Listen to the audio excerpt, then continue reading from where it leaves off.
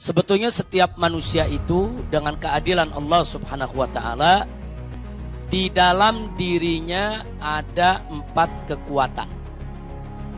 Yang 2 kekuatan menguntungkan, yang 2 kekuatan merugikan. Ini dibahas oleh Al-Imam Al-Ghazali radhiyallahu ta'ala anhu dalam kitab Ihya Ulumuddin dan beberapa kitab lainnya.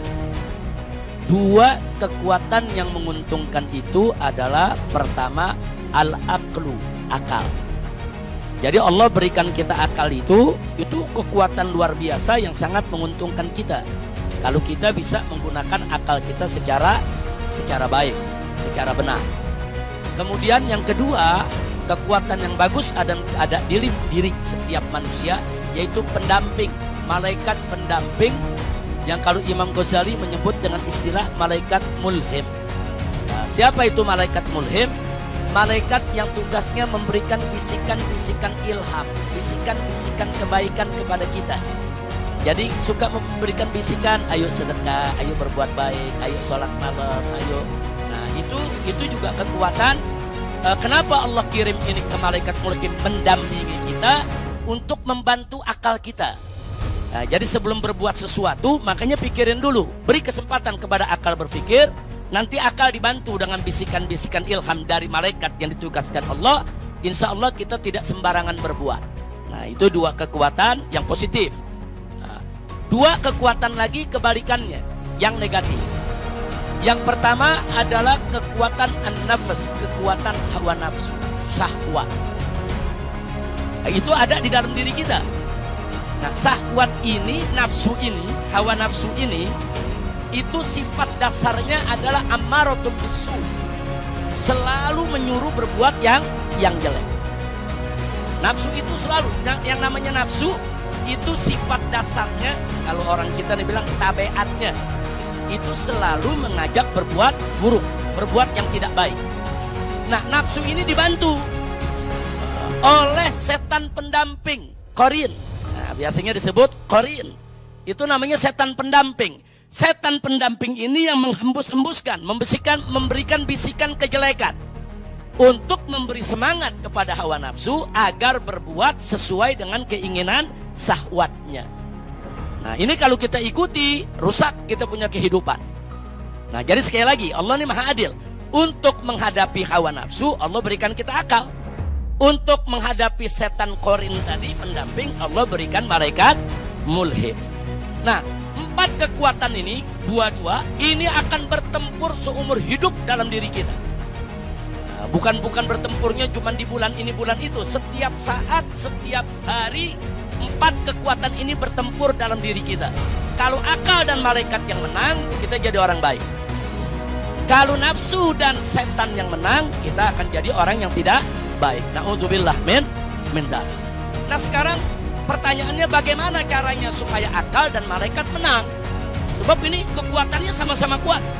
Nafsu itu kalau udah bertempur dia nggak pernah mundur. Kalau udah maunya. Dia alot. Begitu juga setan. Setan nggak pernah. Kalau ngegoda manusia udah nggak ada tidurnya. 24 jam kita digoda terus. Jadi yang kita lawan ini bukan sembarang kekuatan. Jadi kekuatan yang begitu dahsyat. Jadi kalau cuma ngandelin akal sama kekuatan malaikat saja, dia khawatirkan kita nggak bisa menang. Ini pertarungan. Nah, bagaimana supaya akal kita bisa memenangkan pertempuran? Nah, maka untuk memenangkan pertempuran diantaranya, 1, kita bekali kita punya akal dengan amal soleh. Dengan amal soleh. Kalau kita melakukan amal soleh, kita sholat, kita puasa, kita zakat, kita melakukan amal soleh, itu merupakan amunisi, gizi, supaya akal kita semakin kuat. Yang kedua, kita bekali akal kita dengan ilmu. Akal tanpa ilmu nanti bisa berpikir liar.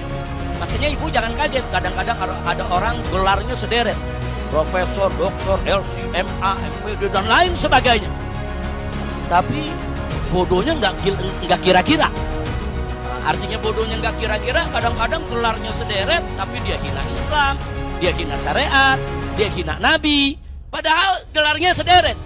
Nah, padahal dia kalau bicara akal, dia orang pintar, bukan orang bodoh. Saudara, dia orang pintar, tapi bukan orang bodoh. Ya, dia ada ilmu, tapi ilmunya nggak manfaat. Nah, kenapa? Karena nggak didukung dengan amal soleh. Jadi nggak cukup ilmu dan akal saja. Ilmu, akal, harus ada iman dan amal soleh. Nah, kalau kita ada iman, ada amal soleh, ada ilmu, insya Allah akal kita akan kuat. Akal kita akan bertempur habis-habisan untuk menundukkan hawa nafsu. Nggak bisa dibunuh. Hawa nafsu nggak bisa dibunuh. Hawa nafsu itu harus ditaklukkan, dikendalikan. Nah, kalau hawa nafsu itu sudah takluk, itu disebut an-nafsul mutmainnah, nafsu yang tenang. Nah, kalau nafsu belum ditentukan namanya ammaratun bisu. An-nafsu ammaratun bisu. Tapi kalau dia sudah takluk namanya an-nafsul mutmainnah. Nah, kalau dia sudah tenang dan pada akhirnya dia betul-betul tunduk hanya ingin ibadah, sampai nafsunya hanya ingin ibadah saja. Jadi bukan sekedar takluk, tapi sudah ngikuti, yaitu ilmu, iman, dan akal. Maka nafsu tadi menjadi nafsu radiyatan mardiyah. Jadi nafsu itu macam-macam. Ada ammaratun bisu, ada nafsu yang mutmainnah, ada nafsu yang radiyah, ada nafsu yang mardiyah. Kira-kira jelas gak Ibu? Nah tadi dikupas oleh saya punya putri, yaitu Syarifah Mumtaz Syihab. Beliau tadi mengatakan kepada kita tentang zikir. Tadi kan ada bicara soal zikir. Nah, dan beliau tadi, saya punya putri ini Mumtaz, menyampaikan satu ayat firman Allah yang berbunyi ala bizikrillahi tatmainnul qulub. Nah, jadi ingat bahwa zikir kepada Allah itu bisa menenangkan hati.